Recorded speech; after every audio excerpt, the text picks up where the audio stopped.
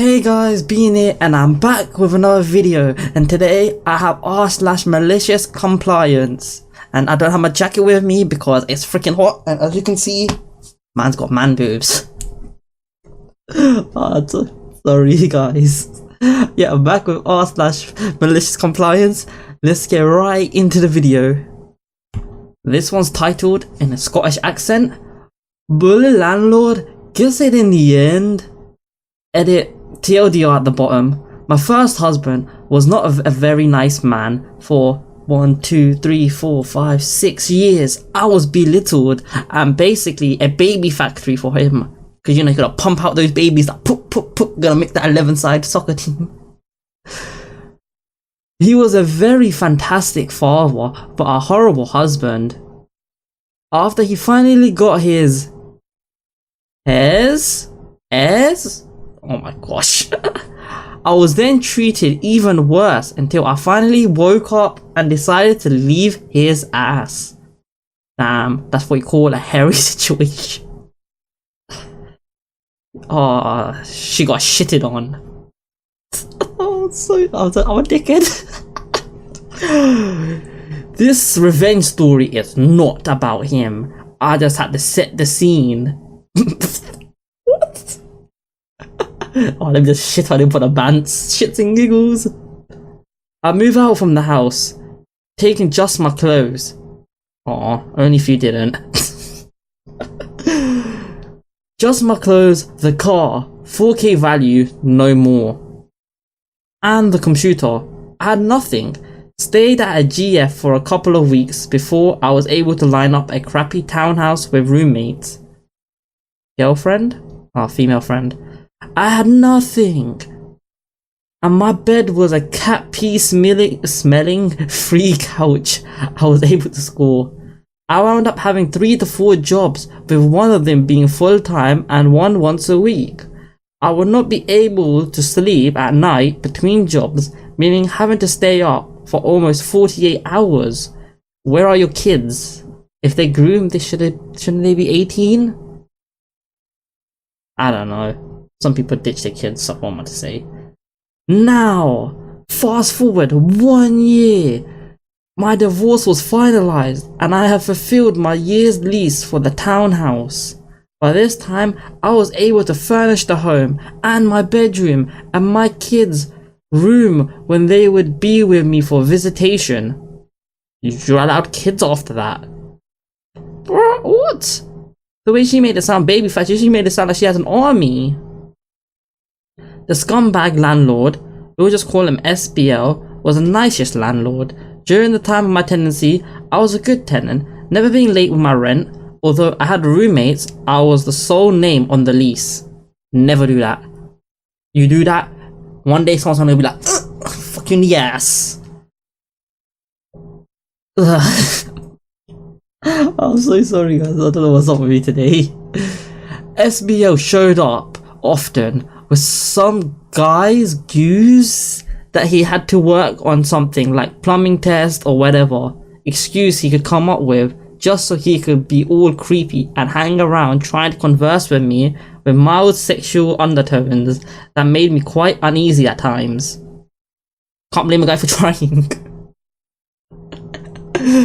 Finally, the lease was fulfilled. I was now onto a month-to-month contract, to which at first time I was ready to move out of this crappy townhouse. I found a great house in the mountains nearby, and I was simply thrilled now that I got my feet on the ground and can afford a bit of a better life than the slum livings. My lease stated that I have to give 1 month's notice in order to move out. Unfortunately, I was able to get the house I was to move into for the next month, only 3 weeks away. I sent an email to SBL stating that I intend on moving out by the end of this month, in 3 weeks, and he can try to find another tenant, but I did state that if he didn't find a tenant, I would still fulfill my legal obligation and pay next month's rent. Jesus Christ, this female. She had money to burn. I would sublet that for sure. Within 1 week, 2 weeks before I was to move out, he emailed me back and stated that it was a very generous to offer, but he was able to find new tenant for the beginning of next month and I would be off the hook. He even tipped his hand by stating that he already collected a deposit from them. Now, something happened within a couple of days after that, which was not my fault, nor my roommates. The townhouse came with its own appliances, fridge, oven, etc., including a clothes, washers, dryers on the main level. My roommate had a load of laundry and I went to the living room to have a nap. He woke to find that the washer had malfunctioned with the sensory switch which never stopped on the water fill stage, and there was an inch of water in the kitchen and living room. He splashed through the water to turn off the washer and called me to come in and help deal with this. You can say that they need to deal with it. I love KSI. I was able to get off to work and whip home to assess the damage. It was bad.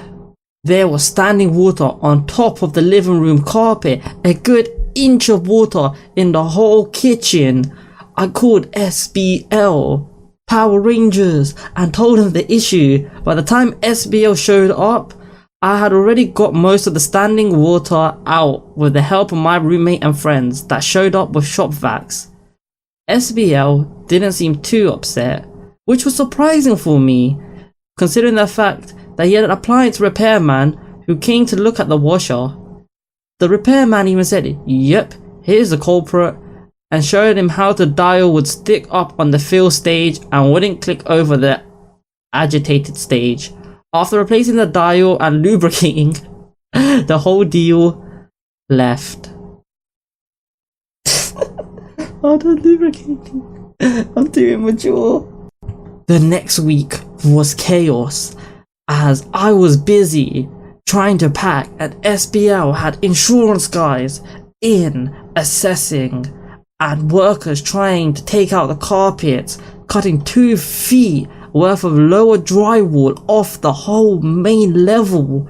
The day of the move, though I was still supposed to be there for a couple more days, SBL had let himself in as movers were moving out my stuff with a camera, going around taking pictures of everything. I honestly thought that it was for his insurance claim, etc. I actually felt bad for SBL. I'm too nice, and I told him that I would not ask for any of my deposit back, and he responded in front of the loading crew and my roommate, "Thank you, that's very generous of you." We parted ways and I thought that was the end. I was wrong. 2 weeks into my new home location, did SBL showed up on my doorstep with summons to appear in court for arbitration because he was suing me. What? How the hell did he find out where I lived? On what grounds? He stated it's all in the paperwork and handed me a manila envelope with 18 pages of everything he was charging me for, all, including photos. Now I know why he was going around taking pictures, the motherfucker. Nickel and diming me on everything from a bent ventilation blind that was like that when I had moved in, and some scuffs on the wall, etc, etc. But then he also wanted me to pay his insurance deductible and that following month's rent. He claimed that the tenants that he had lined up backed out the last minute, claiming that they didn't think the place was ready in time with the new drywall and paint and so on. So he still wanted me to pay that month's rent? Really?